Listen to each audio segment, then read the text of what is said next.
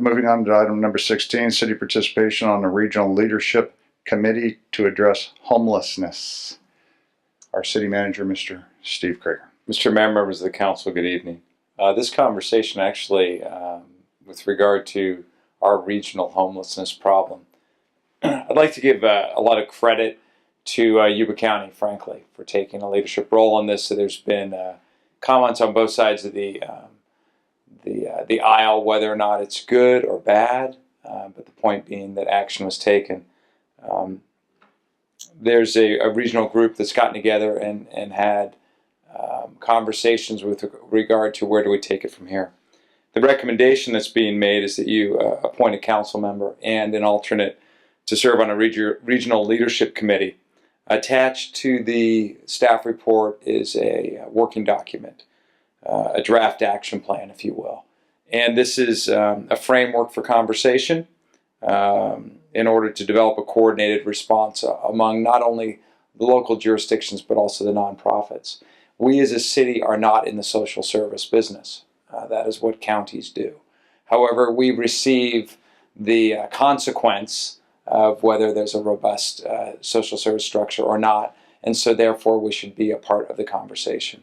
So as such, staff recommends that you appoint a council member and an alternate to the Regional Leadership Committee. If you have any questions, I'd be happy to answer them. Through the mayor. Go ahead. I would like to nominate John Buckland as the council member to represent Yuba City and the Vice Mayor Stan Cleveland to be the alternate. I'll second those. We have a motion and a second. All those in favor signify by saying aye. Aye. Opposed? Well, little comment real quick here, being that we're the ones that have been kind of involved in it. I think it was kind of a default.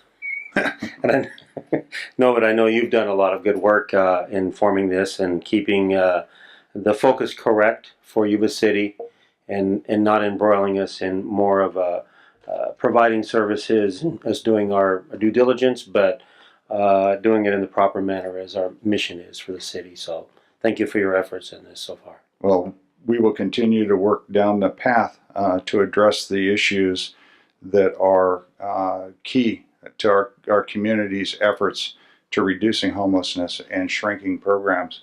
That shrinking programs mean that homelessness is being addressed.